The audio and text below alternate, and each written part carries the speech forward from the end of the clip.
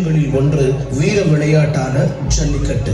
ஜல்லிக்கட்டு எங்கு நடந்தாலும் அங்கு ஒலிக்கப்படும் பெயருக்கு சொந்தக்காரரான ஜல்லிக்கட்டு வீரனின் கதைதான் இது. கோரிப்பாளையத்தைச் சேர்ந்த முடக்கத்தான் மணி இதுவரை பல போட்டிகளில் பங்கு பெற்று 4000த்திற்கும் அதிகமான காளைகளை அடக்கியுள்ள மாடுபிடி வீரர். காலத்தின் கோலத்தில் நம் பாரம்பரிய கலை அழிந்துவிடக் கூடாது என்பதற்காய் இலவச ஜல்லிக்கட்டு பயிற்சி முகாமினை நடத்தி வருகிறார். விளையாட்டு முடிந்ததும் விளையாட்டாக மட்டுமே பார்க்கப்படும் ஜல்லிக்கட்டு வீரர்களின் வாழ்க்கையில் அரசு வேலை வேண்டும், இன்சூரன்ஸ் வேண்டும் போன்ற கோரிக்கைகளை முன்னிறுத்தி தொடர்ந்து போராடி வருகிறார் கோரிப்பாளையத்தைச் சேர்ந்த முடக்கத்தான் மணி. ஒரு பாரம்பரிய வீர விளையாட்டை காக்க போராடி வரும் ஜல்லிக்கட்டு வீரர் கோரிப்பாளையத்தை சார்ந்த முடக்கத்தான் மணி அவர்களுக்கு ரேடியோ சிட்டியில் மதுரை சிட்டிசன் விருதை வழங்குவதில் பெருமிதம் கொள்கிறது ரேடியோ சிட்டி.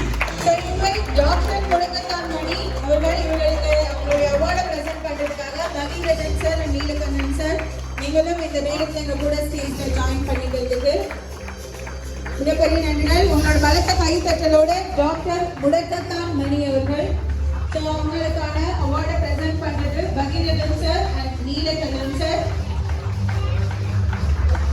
ஜல்லிக்கட்டு மதுரை அப்படின்னாலே முதல்ல ஞாபகம் வருது ஜல்லிக்கட்டு. அதுக்காக ஒரு சிறந்த சேவை செய்யற ஒரு நபருக்கு மதுரை சிட்டிசன் அவார்டை ரேடியோ சிட்டி வழங்குறதுல பெருமிதம் கொள்கிறது.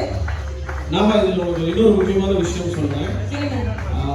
பகீரதன் சார் அங்க இருக்கிறாருல, அவரை பத்தி உங்களுக்கு தெரியாத ஒரு விஷயம் சொல்றேன். ஜல்லிக்கட்டுக்காக சுப்ரீம் கோர்ட்ல ஆஜரான லாயர் அவர் தான். ஸ்டெர்லைட்டை வந்து ஸ்டாப் பண்ணணுங்கிறதுக்காக ஹைகோர்ட்ல ஆஜரான லாயரும் அவர் தான். சர்வீஸ் கமிட்டி எங்களுடைய அவார்டிஸ் மட்டும் பண்ணல, எங்களுடைய ஜட்ஜஸும் பண்றாங்க, எங்களுடைய பிரசன்டர்ஸும் பண்றாங்கன்றதையும் நாங்க வந்து ப்ரூவ் பண்ணிட்டோம்.